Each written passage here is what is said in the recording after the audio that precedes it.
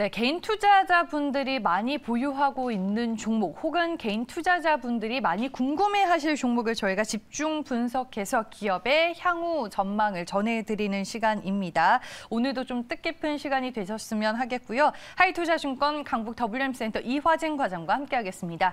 안녕하세요. 네, 안녕하세요. 네, 이렇게 또 방송에서 마주 앉게 되는 날이 왔습니다. 네, 오늘 첫 번째 종목부터 확인해 볼게요. 어떤 기업이죠? 아이패밀리 SC입니다. 네. 앞선 출연자가 맞습니까? 네, 얘기하고 가셨어요. 윤선호 PB가 색조 화장품 관련주 내에서 탑픽으로 꼽는다라고 얘기를 해주셨는데 좀 어떤 포인트로 보시는지 들어볼게요. 우선 이 회사 같은 경우는 이제 웨딩 사업을 먼저 했습니다. 뭐 아시는 분들은 아시겠지만은 최씨란 남편 김태욱이 대표로 있고 동생이 또 지분에서 처음 한 45% 정도 지분을 이제 최씨란 남편 가족이 또 가지고 있는 회사로 유명했던 회사입니다. 뭐 시총은 아직 뭐 천억대긴 하지만은 결국 지금 화장품 산업이 결국에는 이제 중국 쪽에 그동안 우리가 워낙 이제 예전에 코로나 이전에 잘 됐었지만은 지금 같은 경우는 이제 중국의 로컬 브랜드 프로화 같은 경우가 시장 점유율을 꾸준하게 차지하게 되면서 이제 대부분 화장품 회사들이 결국에는 중국에 대한 흐름이 조금 많이 지지부진한 건 맞습니다. 실제로 뭐 아모레퍼시픽이나 LG생활건강 같은 매출 성장 40%를 전부 중국 로컬 브랜드가 다 가져갔기 때문에 결국 시장 자체는 일본이나 북미 시장으로 진출하는 회사를 좀 손꼽아야 된다라고 했을 때 그중에서 일본 시장에서 지금 시장 점유율을 굉장히 확대하고 있는 아이패밀리 SC를 좀 가지고 와봤습니다. 여기 일본 노출도가 높다라고 말씀하고 가셨거든요. 네, 맞습니다. 네. 물론 클리어도 이제 일본 시장 매출 비중이 한 20% 되긴 하지만은 이제 아이패밀리 같은 경우는 40% 이상을 지금 점유율을 확대를 하고 있습니다. 이게 지금 이제 한류 역풍이랑 좀 비슷한데요. 실제로 지금 이태원 클래스나 이제 사랑의 부시착 이게 2020년부터 꾸준하게 일본에서 사랑을 받고 있고 지금 소주도 지금 일본에서 굉장히 열풍으로 나오고 있습니다. 이게 결국은 트와이스도 이게 콘서트 이제 일본 비중이 높은 만큼 그만큼 일본에서에 대한 그 K-팝 가수들의 화장품에 대한 그 따라하는 흐름이 지금 계속 나오고 있거든요. 실제로 일본 같은 경우는 워낙 색조 시장에 대해서 강자인 만큼 그 시장에서 우리나라 화장품 회사가 살아남는다.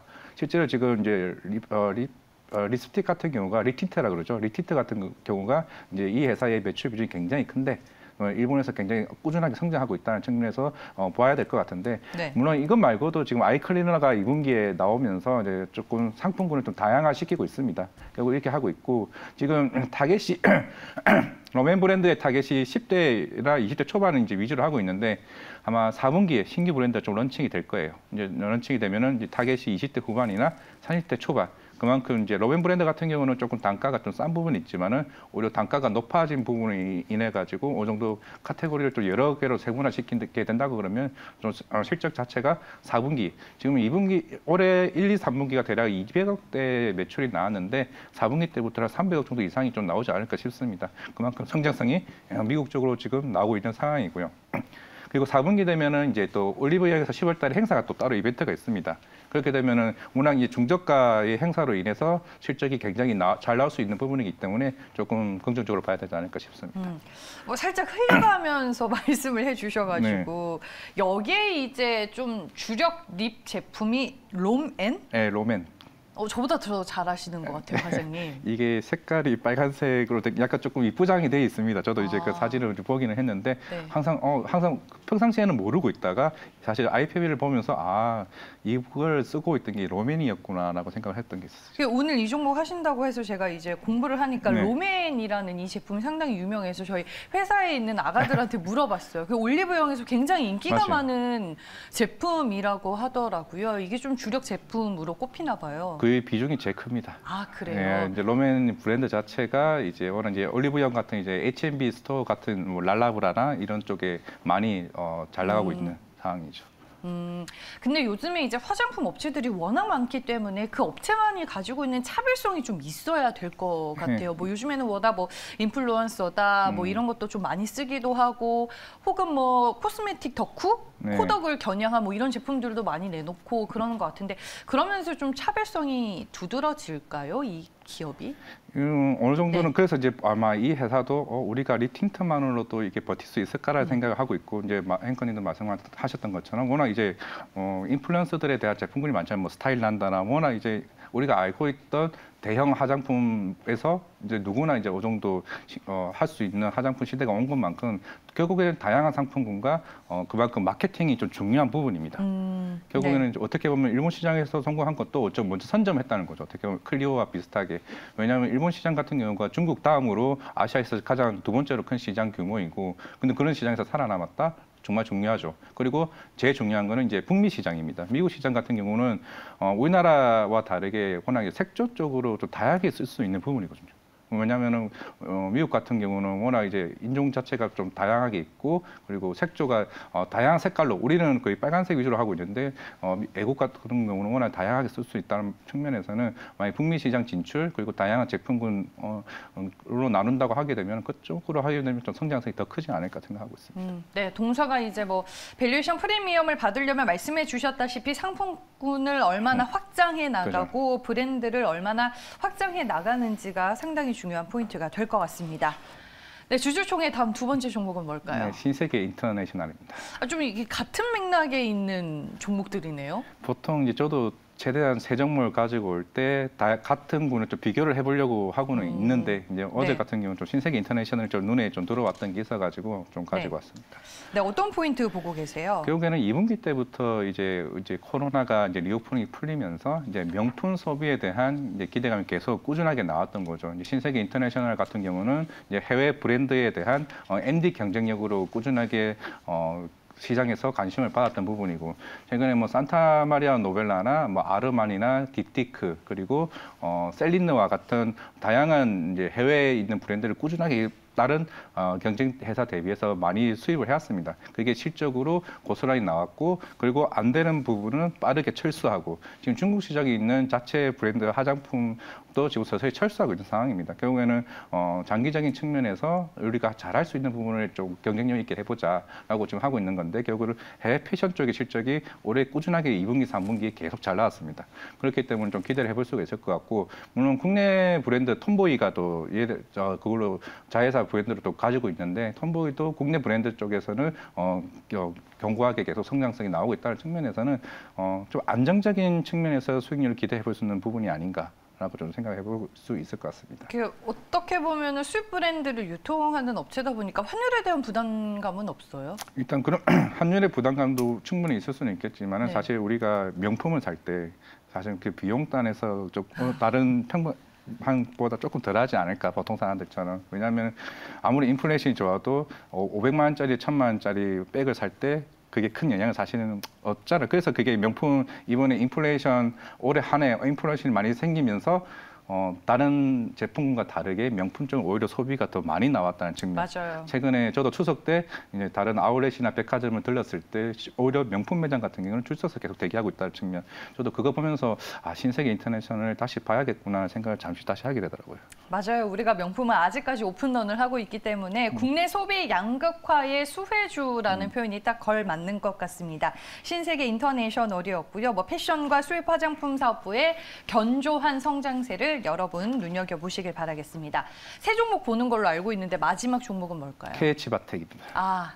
전혀 다른 섹터의 종목을 가지고 네. 오셨네요. 상반기에 좀 부진했던 걸로 알고 있어요, 이 종목이. 네. 이게 일단 첫 번째 이유는 이게 북미 시장에 대한 뭐 지연 부분도 있겠지만, 이제 새로운 제품인 갤럭시 시리즈가 예전 같은 경우는 듀얼 모듈로 나왔으면, 듀얼 힌지 모듈로 나왔으면, 이번 같은 경우 싱글 모듈 힌지로 나왔습니다. 그만큼 더 얇아지게 나오기 위해서는 결국에는 줄일 수밖에 없기 때문에, 결국 전작 대비 올해 모델 같은 경우는 단가도 낮아져 측면에서 조금 시장에 대한 우려가 컸었죠. 근데 이제 나오고 나면서 다시 주가가 올라왔던 부분이 있는데, 결국에는 출하량의 차이를 좀 볼 수 있을 것 같습니다. 전년에는 새로운 갤럭시 3 모델 같은 경우는 대략 7천만 대에 대한 출하량이 나왔다면, 올해 같은 경우는 1,500만 대, 시장에서 볼 수 있는 게 1,500만 대고요. 그런 부분이 결국에는 단가가 낮아진 대신에 출하량은 어느 정도 상승했던 부분이 되고 있고, 물론 이제 밴더가 뭐 이중 밴더 얘기 나오고는 있습니다. 아직까지는 90% 이상은 KH바텍에서 삼성전자에 들어가는 물량이 계속 꾸준하게 거의 독점식으로 나오고는 있습니다. 그리고 내년 모델 같은 경우는 결국 새로운 구조가 좀 바뀔 것으로 보이고 있는데, 구조가 새롭게 힌지가 변경이 되면 그만큼 단가도 높아진다라고 가능했을 때, 올 내년 시장에는 오히려 더 KH바텍의 수익성은 더 좋아질 수는 있을 것 같다 말씀드리겠습니다. 힌지가 지금 가장 높은 비중을 차지하고 있는 상황인데, 일단은 3분기부터는 본격적인 실적 개선 대선세가 나타날 수 있는 그런 조짐들이 있다라는 거죠. 그렇죠. 이게 6월, 7월 달부터 양산이 들어갔었거든요. 네. 그러니까 2분기 실적은 이제 굳이 볼 필요는 없을 것 같고 3분기 때 그만큼 갤럭시 판매 대수가 얼마만큼 나왔고 그에 대한 부분이 당연히 전년 대비해서 출하량이 많이 나왔기 때문에 최소 1,000만 대 이상 나왔으면 실적은 굉장히 좋아질 수가 있을 것 같습니다. 지금 9월 달이기 때문에 한 10월 말 정도 되면 어느 정도 실적에 대한 윤곽이 나올 텐데 결국 지금 갤럭시 시리즈가 생각보다 지금 잘 나오고 있고 판매가 지금 선전하고 있는 상황이기 때문에 충분히 기대를 해볼 수 있을 것 같습니다. 폴더블 핵심 부품을 생산하는 걸 이제 성장 동력으로 삼고 있는데 그 다른 부품주들도 솔직히 많잖아요. 예, 예. 그중에서 KH 바텍을 오늘 주주총회에서 유독 꼽으시는 이유는?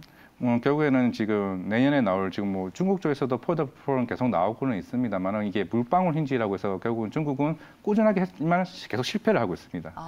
그만큼 아직까지는 뭐 애플도 차후에 뭐 아이폰이 뭐 폴더블 뭐 말은 나오고는 있습니다만은 결국 이 시장은 계속 갈 수밖에 없는 시장이고 결국 1,500만 대 나왔다 그럼 내년에는 그러면 2,000만 대, 3,000만 대까지 나온다 그러면은 결국 주 포인트가 메탈 이런 내장 힌지에 대한 부분이 결국 성장성이 더 커질 것 같고 물론 이 회사가 뭐 전기차 쪽에 다른 뭐 배터리 케이스도 들어간다 얘기를 하고 있습니다만은 그거는 추후에 2024년 그쪽을 좀 봐야 될 상황이기 때문에 지금 단정의 실적은 결국 갤럭시 폴드의 판매 대수에 따라서 실적이 더 나올 수 있다 말씀드리겠습니다. 향후에는 신규 거래선 이 확대 가능성이 네. 추가 성장 동력이 되겠네요. 지금은 갤럭시 비중이 크지만. 그렇죠. 이제 추가 거래선이 나와야 되는데 네. 중국 같은 경우는 아직은 자기네 이제 나라에 있는 이제 힌지를 쓰고 있는 상황이기 때문에 과연 이 실패를 동력으로 국내에 쓸지는 아직은 미지수입니다. 미지수이기 때문에 결국에는 추후에 아이폰이 어떻게 될지에 좀 따라 다르지 않을까 생각하고 있습니다. 네, 알겠습니다. 상반기는 부진했지만 하반기에는 성수기를 노리면서 네. 좀 좋아질 수 있다라고 KH 바텍에 대해서 코멘트를 해주셨습니다. 총 3개의 종목을 알아봤는데 이 중에서 가장 탑픽으로 꼽는 종목은 뭘까요? 아이패밀리 SC가 그나마 조금 밸류에이션적으로 가장 싸고 사실 이제 우리가 화장품에 대한 투심이 워낙 안 좋았었는데 이게 지난주부터 꾸준하게 증권사 리포트도 나오고 있습니다. 이제 시장의 관심이 결국 실적이 기반하는 화장품을 찾다 보니까 대형 화장품보다 좀 중소형 화장품 쪽으로 시장이 좀 눈을 돌리고 있는 흐름이 아닌가 생각하고 있습니다. 그 마스크 벗는다 했을 때 화장품이 시세가 날만 했는데 안 갔고 그렇죠. 요번에도 혹시나 또 그런 패턴이 반복되지는 않을까. 이게 마스크 처음 벗었을 때 그때의 시장은 예전처럼 중국 시장에 대한 결국에는 코로나 이전에 대한 실적만큼 될까에 대한 의문점이 있어서 했는데 네. 이미 중국 시장이 커버렸고 중국 로컬 브랜드 자체가 커버렸기 때문에 먹을 시장이 더 이상은 없다. 그래서 못 갔고 이번 같은 경우는 이제 그게 윤곽이 나와버렸죠. 이미 중국 프로화가 브랜드가 굉장히 커버린 상태이기 때문에 그럼 이제는 미국 시장 같은 경우는 이미 우리나라가 미국, 일본, 캐나다 프랑스, 캐나다 다음이 3위가 우리나라, 한국이 굉장히 수출을 많이 하고는 있습니다. 조금은 매출이 큰 차지는 아니지만은 이제 이쪽 시장을 이제 눈여겨봐도 되겠다라는 이제 시점이 나온 거죠. 그렇기 때문에 북미와 일본 시장을 타겟을 하고 있는 회사들을 이제 하나씩 찾고 있는 과정인 것 같습니다. 네, 알겠습니다. 아이패밀리 SC를 3개의 종목 가운데서는 탑픽으로 꼽아주셨습니다. 오늘 두 분의 출연자가 이 종목을 언급해 주셨기 때문에 여러분들이 리포트를 또 참고하셔서 추가적인 스터디를 해보시면 더 좋지 않을까라는 생각을 해보겠습니다. 지금까지 하이투자증권 강북 WM센터 이화진 과장과 함께했습니다. 고맙습니다. 네.